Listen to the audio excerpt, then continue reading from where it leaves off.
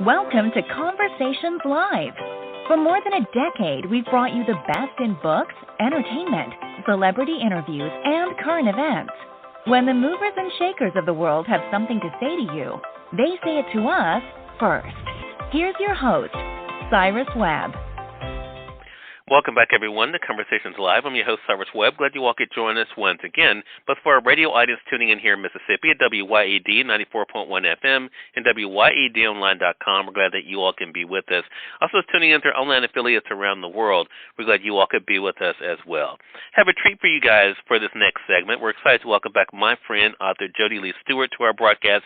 Jodi's an author that has written a lot of books I've really enjoyed, and she's been able to take us into the lives of different characters throughout the years. This year is no different as she's celebrating her newest release called The Gold Rose. I want to talk to Jodi not only about her own love of storytelling, but what it's been like for her to craft stories that people have enjoyed reading and also telling other people about. If you all have not gotten The Gold Rose for yourself, of course we'll let you know how to be able to get that, as well as how you can stay connected with Jodi as well. Jodi and I were just talking. We've known each other now for quite some time, so it's great to be able to catch up again live. Jodi, welcome back to the broadcast. Thank you, Cyrus. It's always a pleasure, and it is a homecoming. Thanks so much.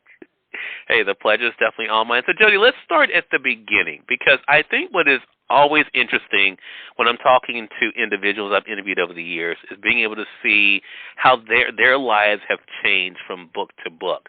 What has it been like for you, though, Jodi, to look at yourself as a storyteller and to see what this journey has been like for you as you've gone from one book to the next? Well, I've moved from state to state. Does that count? I started this little journey of writing about protagonists in Arizona, and I was living in Texas. Now I'm living in Arizona, and I'm writing about protagonists in Texas and around the world. But I don't know if that's ironic or is something providential.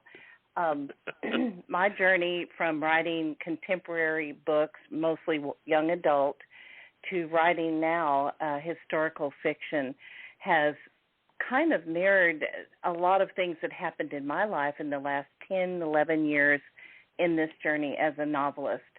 I think, all of us go through hard times, good times, joyful and sad times. And I don't know, for me, those resonate. They stick in my skin like ticks. And then I start writing. We get older, and we get wiser, hopefully. And I think that's what you see in my journey. Got you. I want to talk about the historical fiction. I'm glad you brought that up, because that's definitely one of the things I wanted to get into, because I think there are some people who they just like good stories, right? We don't a lot of times think about where they're set. We just think about the characters, how we resonate with them, if they speak to us. What is interesting about you, Jodi, is that you've been able to write characters that even in The Gold Rose we see that are relatable, even though the time period itself we may not know much about. What has that been like for you to marry your love of historical fiction with characters that people today can be able to relate and enjoy reading about? Well, really, if you want to look back at, from biblical times, really, have we really changed at all? We love, we hate, we enjoy, we suffer. Human characteristics, the human experience really doesn't evolve that much, although people like to believe that we're more space creatures than we ever were before, or robotic. We're not. We still wake up every day and hope to have a good day and hope that our loved ones are safe, and hope that we have something to eat and that we have a roof over our heads and beyond that. So the human experience really doesn't know a time era, I think. Wow, I like that. So do you find that for yourself then, the decision on what you want to write, does it start with an idea or place or with a character that comes to you? What is your process like, Jodi? It's really strange. I get an image of something in my head, and I will write it. For instance, when I wrote Triumph in the last novel, the first thing that came to me was about little Willie being stolen. That's in the first chapter, and I won't go into that in depth. But this one, I kept getting this image of this little baby girl, about 2, running down this road alone and terrified during a storm. And I thought, what is that? What is that? So I sort of I started writing about that, And then I went, whoa, I love this little girl. And so I created a character named Pinky, put it into my latest novel, The Gold Rose. At that same time, I was watching IP Man movies. I know that's odd to a lot of people, but the IP movies are based upon a real person in China who was a Wing Chun master. I have a hard time with Mandarin. Master, and they created 4 or 5 movies about his life, some of it fictional, some of it not. And I just got so interested in the martial arts again. I've never taken them, but I find them fascinating. That and that little girl, and then my desire to see things right in the world just created this book. I just started writing The Gold Rose, which of course, The Gold Rose is an agency. I thought I'd throw that in there. Yeah, I'm glad you did, because that's going to lead into my next question. Because I think people looking at the book, they would think maybe one thing when it came to the Gold Rose, and of course, is that the rose does appear throughout the book for those looking at it. But you're right, it is an agency. I want to talk about that because, again, it goes to what you've been able to do as a storyteller, Jodi, because we've talked about several of your books here on this broadcast over the years, and all of them are, even no matter where they're set or what the situation, they all are set, it seems like, not only on a literal journey, like what we see in The Gold Rose and in other books, but also an internal journey with the characters. So what was that like for you to take us into Rose International in that world?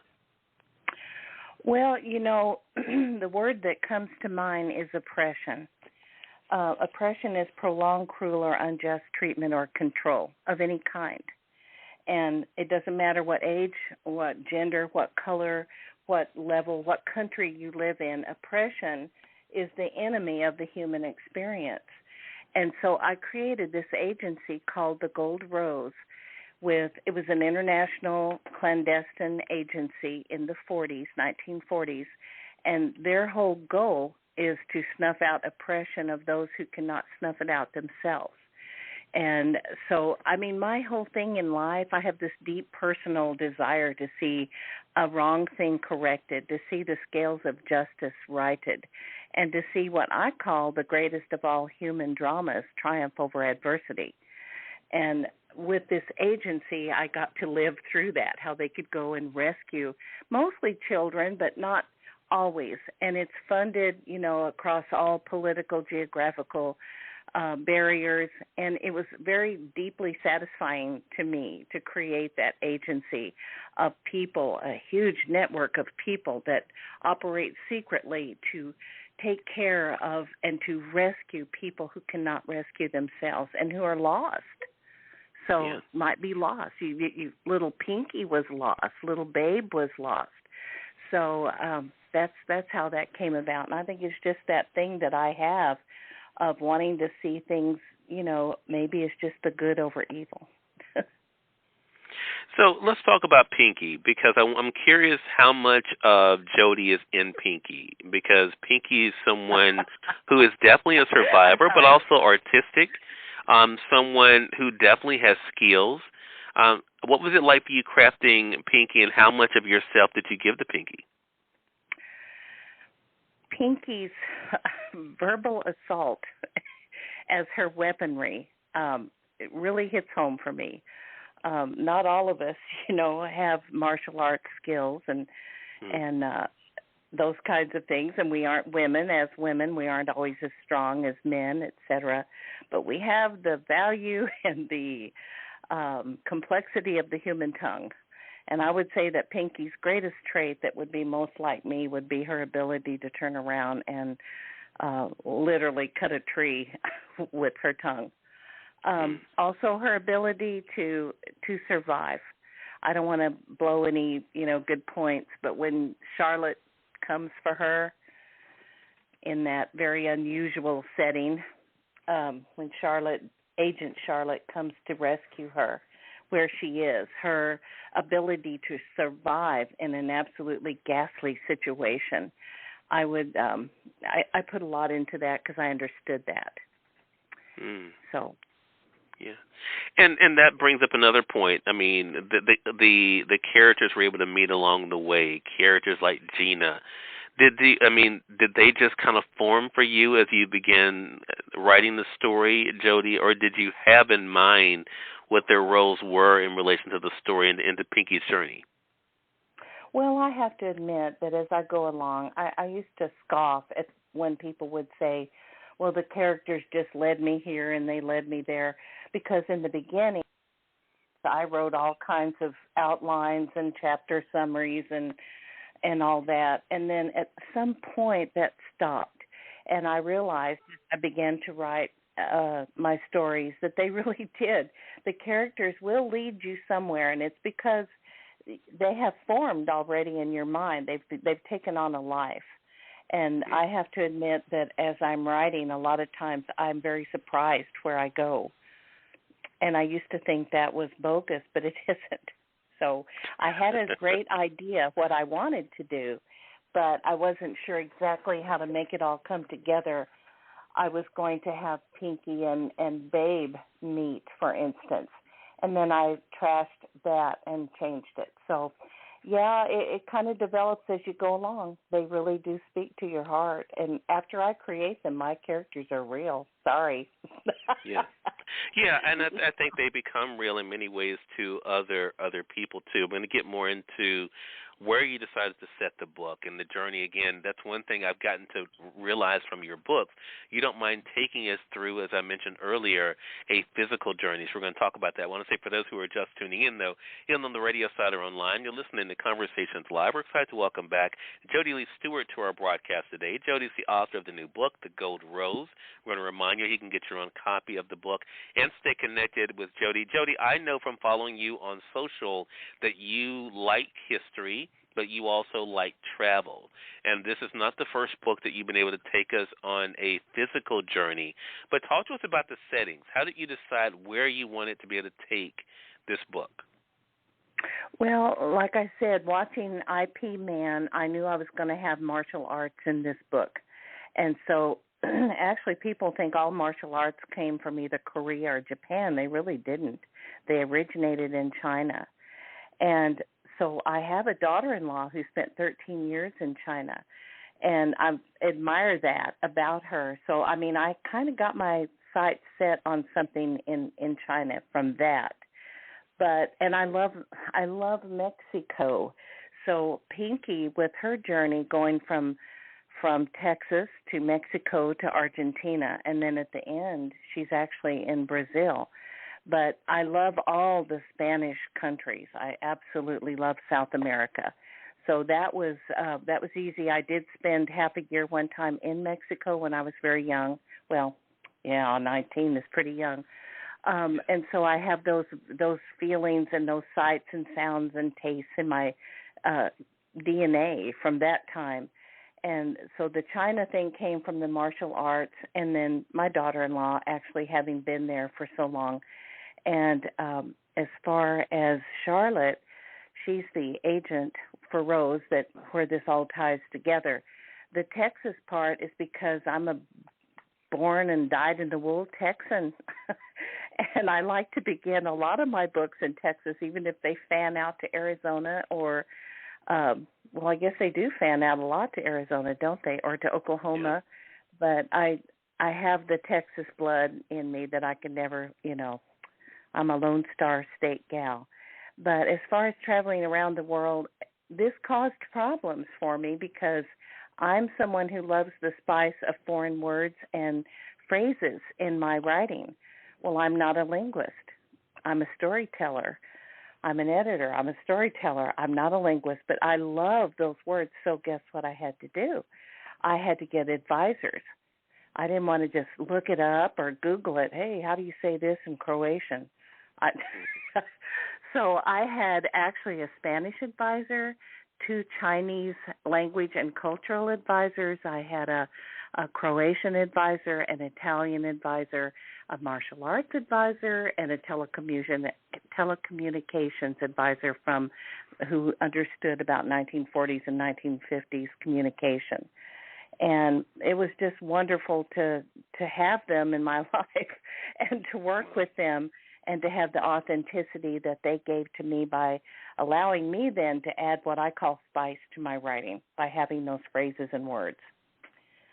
You know, that's interesting to hear you talk about the language, because that is one of the things that, you know, I mean, of course, for myself, I had no idea what they were saying, but you're able to get the context enough of that nothing is lost. What the heck is Jodi saying here? Yeah, you know, in the story. But, I mean, is that part of the fun for it, too, that you can really add not only your own flavor to it, Jodi, but also add that authenticity that you're talking about, even though it is a work of fiction?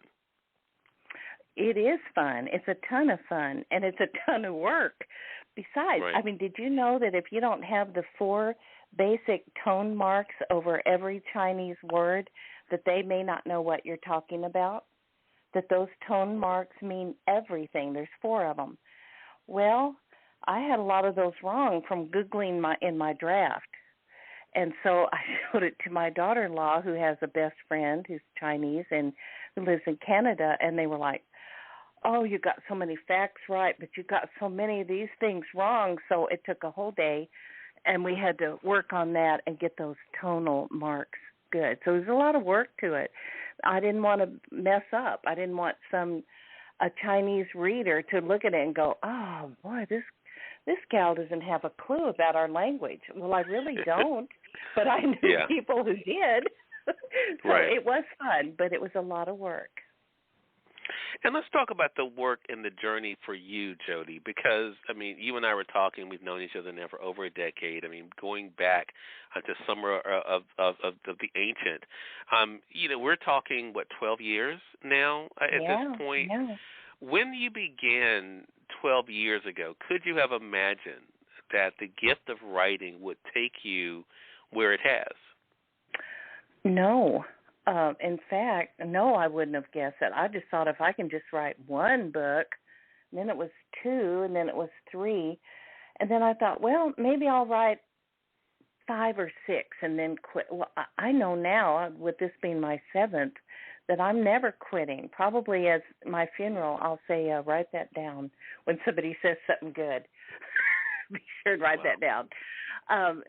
No, I never would have guessed that, especially writing internationally. I just didn't know that I could do that. I didn't even know I could write books till my mentor, when I took that fiction writing class 10 years ago or 11 years ago, the last assignment was either write 3 more short stories, fiction. I had never written fiction before that course, or write the first chapters of a novel and summarize every single chapter throughout. I'm like, what?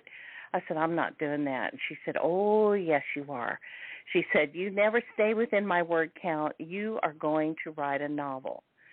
So I did that and almost blew my brain cells out, but I did it for an assignment, and then I was hooked. I was totally hooked. I wanted to just keep writing novels after that. How has the way that this world has changed, how has that impacted you, Jodi? Because, I mean, since you released that first book, Summer of the Ancient, of course, you know, some of my favorite books by you, Blackberry Road, of course, being one of my favorites, The Accidental Rose, of course, Triumph, and now you've given us a Gold Rose. I mean, the world has changed a lot since your last release, for one thing. The way that we connect with one another continues to evolve. Social media is becoming even more important for us in staying connected. How has that impacted you as a storyteller and the kinds of stories that you tell? Not a whole lot, really, Cyrus, because as I said before, the human experience, it may fluctuate, but it really doesn't change drastically. We still have the same needs and wants and desires and our desire to be part of a group or not. But writing historical fiction, I think, keeps me locked into a time that is no longer here. And I really like that. I kind of crave the old days in a way, because everything was a lot more, you know, shake hands as your bond, and you know, you could leave your house unlocked at night, and a lot more of that than we can nowadays.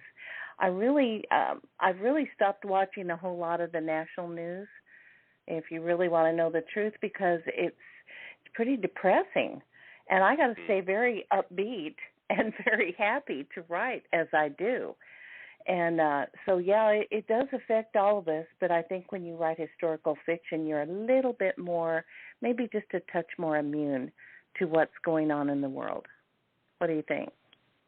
Yeah, I think it's interesting you say that, though, Jodi, because I think it is the reason why I wanted to ask you the question. I was speaking to an author in an earlier segment, and she was saying that it's almost impossible for her to try to write and not to have something she's dealing with currently in the current environment and situations and themes find itself in your work. So I think about work like yours, like Blackberry Road, that is very timely. I think about Triumph, which I still think is a very timely book, and I appreciate what you said about we are still the same, right? Does that surprise you? I guess would be my question. Does it surprise you that we are, with all our advancements since the 1940s and the time that the Gold Rose was set in, that we are still the same type of people? Yeah, it really does. I expected more. And I continue to expect more. I want the color, race, gender thing to go away, and it never does. It seems that people can't get along. It surprises me that we can't put away the prejudices and the foolishness of the past and go forward as stronger, better, shinier people. It's a little bit of a disappointment, frankly. Yeah. So that brings me to this question then, Jodi, because when I think about historical fiction, I think about entertainment, but I also think about lessons. Is that part of what comes into this for you as well, that we not only appreciate these settings, but also appreciate the lessons that these times hopefully taught us or will teach us? Yes. I mean, I guess my kids used to say, Mom, do you always have to have some kind of moral high ground in everything you say? No, I don't, but there is a moral high ground. Right. So there is a lesson, there are lessons, I believe, in life, and there are lessons in novels that we write. My characters often have to go through a lot, and at the end of it, they learn a lot. And I think that's important for the reader, because don't we read not just to be entertained, but also to be educated, and maybe to have our emotions stirred. And when our emotions are stirred, maybe we can learn. You know, if you're laughing, they say that comedians have the best way to teach if they just would, because while people are laughing, their defenses are down. And I like to add humor to my books, and you've kind of pinpointed a little secret of mine. In the humor, you will usually find a lesson too. Yeah, such a great point, and such a great conversation about another great book. And Jodi, as I told you once again, we had no problem talking for 25 minutes. Again, everyone, Jodi Lea Stewart has been our guest. The Gold Rose is her newest book. You can get it, as well as her other 6 books, on Amazon.com. You all can get it there. And, Jodi, how can our audience stay connected with you? Well, my newest thing is I'm on YouTube, and it's author Jodi Lea Stewart, and my name is spelled a little differently, Jodilea Stewart, Stewart. The spelling, my husband says, is the only spelling. Okay, so that's who I am on YouTube, and I'm putting my book trailers on there, and I know everybody's saying, you got to start making personal videos. Well, I haven't done that yet, but I will. But I'd really love you to connect there, and then my website is jodileastewart.com, and then I'm on every other single social media thing except TikTok. So I think you can find me all over. Well, Jodi, another great chat. Really appreciate you stopping back by. I know we're going to be talking on another platform again really soon, but looking forward to our next conversation together. Thank you, Cyrus. I always appreciate you having me on, and I love talking to you, and I love laughing with you. Thank you. Same here. Same here. We all need some more laughter in our lives, as well as you all need a new book from Jodi, so make sure you guys get The Gold Rose. Until next time, I'm your host, Cyrus Webb, saying as always, enjoy your day, enjoy your life, enjoy your world. Thank you all for choosing Conversations Live. Now let's go make today amazing. Take care.